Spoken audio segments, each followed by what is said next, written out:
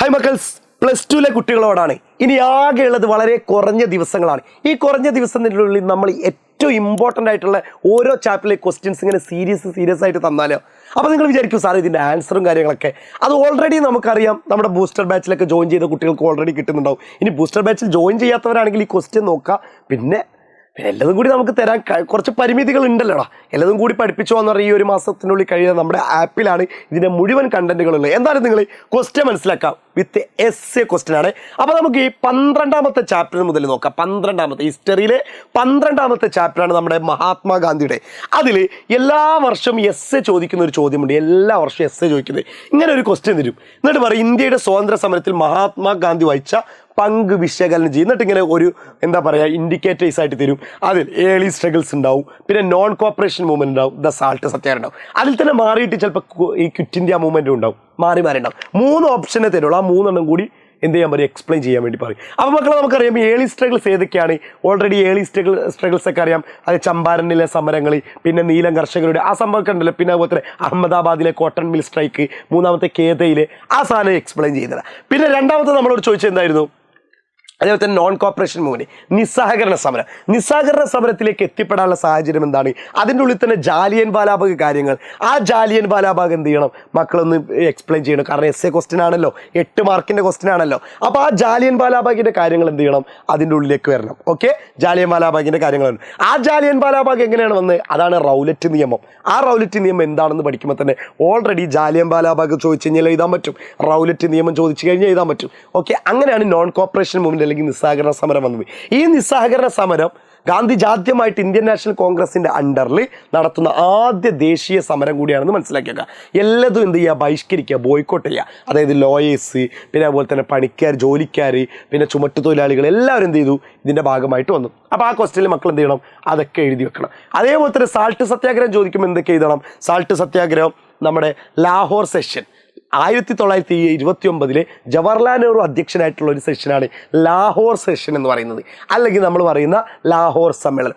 അതിലെടുത്താണ് ജവഹർലാൽ നെഹ്റു ഗാന്ധിജിനോട് ഒരു ഉത്തരവാദിത്വം, ഒരു റെസ്പോൺസിബിലിറ്റി കൊടുത്തു. എന്ത് ചെയ്യണം, എങ്ങനെയെങ്കിലും നമ്മൾ പൂർണ്ണ സ്വരാജ്, പൂർണ്ണമായിട്ടും സ്വാതന്ത്ര്യം.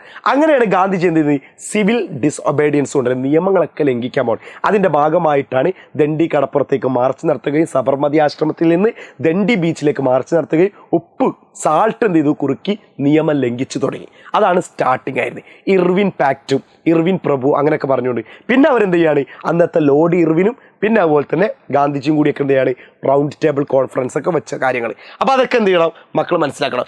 ഇനി സാറ് ഇതിൻ്റെയൊക്കെ ഞങ്ങൾക്ക് ഒന്ന് കൃത്യമായിട്ട് പഠിപ്പിച്ച് തരാൻ പറ്റുമോ എന്നുള്ളത്. എൻ്റെ പ്രിയപ്പെട്ട മക്കളെ, നിങ്ങൾക്ക് ഇപ്പോൾ ചെയ്യാൻ പറ്റിയത്, നമ്മൾ ഒരുപാട് പൈസ എന്ത് ചെയ്യുന്നുണ്ട്, വേസ്റ്റ് ആക്കിയിട്ട് കളയുന്നുണ്ട്. അങ്ങനെ തന്നെ ഞാൻ പറയാം, നമ്മുടെ ഹ്യൂമാനിറ്റീസ് കുട്ടികളെ ശരിക്കും ആരും തിരിഞ്ഞു നോക്കാൻ പറ്റാത്ത അവസ്ഥയിലാണ്. എടാ, നമ്മൾ ഇത്രയും പൈസ എന്നാൽ സാർ ഞങ്ങൾക്ക് ഫ്രീ ആയിട്ട് തന്നോളൂ. മക്കളെ, ഞങ്ങൾക്കൊക്കെ കുടുംബം കാര്യങ്ങളൊക്കെ അല്ലേ, ഞങ്ങൾക്ക് സാലറി വേണ്ടേ, ഈ ക്യാമറകൾ ഇതൊക്കെ അതാണ് നിങ്ങൾ ആലോചിക്കണേ. പക്ഷേ നിങ്ങൾ വാങ്ങുന്ന ഫീ ഒന്ന് ആലോചിച്ച് നോക്കാം. നമ്മൾ വാങ്ങുന്ന ഫീ 1999 രൂപയാണ്. 1900. ഇതൊരു ഫൈനൽ ബാച്ചാണ്. ഇനി നിങ്ങൾക്ക് മുന്നിൽ ഒരു ബാച്ച് ഇല്ല, നിങ്ങളുടെ മുന്നിൽ ഒരു സ്കൂൾ ലൈഫ് ഇല്ല. ഇനി നിങ്ങളുടെ മുന്നിൽ എന്തില്ല, വെറും കലാലയ ജീവിതമാണ്. മക്കളെ, കലാലയ ജീവിതം ഏറ്റവും നല്ല കോളേജിൽ പഠിക്കണമെങ്കിൽ ഏറ്റവും നല്ല മാർക്ക് വേണ്ടേ. ചെറിയ മാർക്ക് ഉണ്ടെങ്കിൽ നിങ്ങൾക്ക് കോളേജിൽ കയറാൻ പറ്റും ഇല്ല. അപ്പോൾ നിങ്ങൾക്ക് സാറേ +1 ഞങ്ങൾക്ക് അത്ര മാർക്കൊന്നുമില്ല. എടാ, അത് പോട്ടെ, അതിനെപ്പറ്റി ചിന്തിക്കല്ലേ. നിങ്ങൾ +2 മാക്സിമം മാർക്ക് വാങ്ങി. ചിലപ്പോൾ അവിടെ എന്തായിരിക്കും, കോളേജുകളിലൊക്കെ സീറ്റ് അങ്ങോട്ടും ഇങ്ങോട്ടും ഒഴിവൊക്കെ ഉണ്ടാകുമ്പോൾ ആരെങ്കിലൊക്കെ TC വാങ്ങി വേറെ കോളേജിലൊക്കെ പോകുമ്പോൾ നിങ്ങളെ പരിഗണിക്കും. മനസ്സിലായോ? അന്നേരം മാർക്കില്ലാത്തതിൻ്റെ പേര് അയ്യോ ഇന്നേക്കാളും തൊട്ട് മേലെ മാർക്കുള്ള ആൾ കയറിയല്ലോ, ഞാൻ കയറിയില്ലല്ലോ എന്ന് ചിന്തിക്കുന്നത്. അപ്പോൾ മക്കളെ ചെയ്യേണ്ടത്, ബൂസ്റ്റർ ബാച്ചിൽ എന്ത് ചെയ്യുക, ജോയിൻ ചെയ്തോ. കുറഞ്ഞ ദിവസങ്ങളാണുള്ളത്. ആ ദിവസത്തിൽ നിങ്ങളെ പഠിപ്പിച്ചിരിക്കും മക്കളെ. മോഡൽ എക്സാമിൻ്റെ മുമ്പ് നിങ്ങൾക്ക് ഫുൾ ചാപ്റ്ററൊക്കെ തന്ന് നമ്മൾ പഠിപ്പിച്ചിരിക്കും. നിങ്ങൾക്ക് മോഡൽ എക്സാമിൽ തന്നെ നിങ്ങൾക്ക് മനസ്സിലാവും സൂപ്പർ ബാച്ച് അല്ല നമ്മുടെ ബൂസ്റ്റർ ബാച്ചിൽ ജോയിൻ ചെയ്ത് നന്നായി എന്നുള്ളത്. ഓക്കെ, സാൾട്ട് സത്യാഗ്രഹമൊക്കെ നമ്മൾ ഓൾറെഡി പറഞ്ഞു.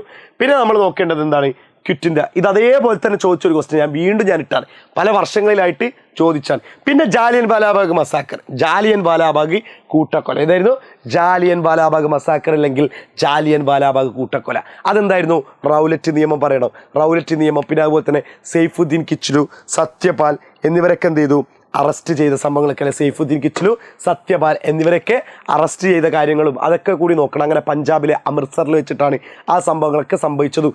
ജനറൽ ഡയറിൻ്റെ നേതൃത്വത്തിൽ എന്ത് നടക്കുന്നത്, അവിടെ ഷൂട്ട് ചെയ്യുകയോ ഏകദേശം 400ഓളം ആൾക്കാർ കൊല്ലപ്പെടുന്ന സംഭവമാണ് ജാലിയൻ വാലാബാഗ് മസാക്കർ. പിന്നെ റൗലറ്റ് ആക്ട് ഇതാ ഇവിടെ പറയുന്നുണ്ട്. പിന്നെ അതുപോലെ തന്നെ നമുക്ക് നോക്കാനുള്ള മറ്റൊരു ക്വസ്റ്റ്യനാണ് ഇത്, നോൺ കോപ്പറേഷൻ വീണ്ടും വന്നതാണ്. ക്വിറ്റ് ഇന്ത്യ മൂവ്മെൻറ്റും എന്ത് ചെയ്യണം, നോക്കിപ്പോണം. പിന്നെ അതുപോലെ തന്നെ മഹാത്മാഗാന്ധിയാക്കി മാറ്റിയത് സൗത്ത് ആഫ്രിക്കയിൽ നിന്നാണെന്ന് ചന്ദ്രൻ ദേവനേശ പറയുന്നുണ്ട്. ഈ സ്റ്റേറ്റ്മെൻറ്റിനോട് യോജിക്കുന്നുണ്ടോ?